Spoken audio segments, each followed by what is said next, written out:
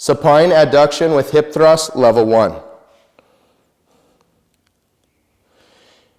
In the supine adduction with hip thrust level 1 exercise, you're going to lay supine, which means on your back.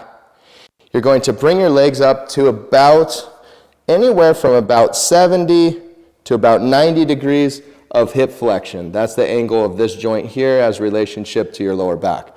So anywhere between about 70 and 90 degrees. To begin the exercise, you'll controllably open the legs as far as you can.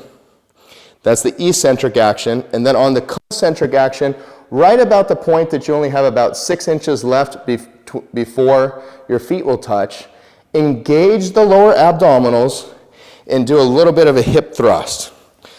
Now, the important part of this is not necessarily, as you just saw Patty do that motion again, that she actually lifts her hips off the floor. You may or may not be able to do that.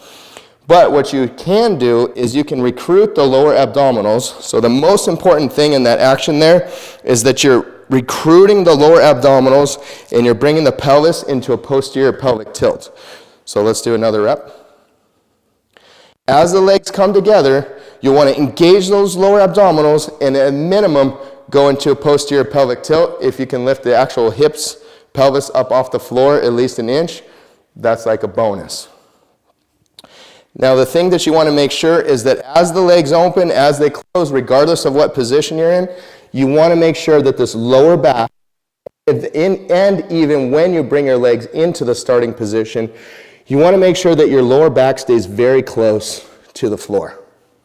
And that's supine adduction with hip thrust level 1.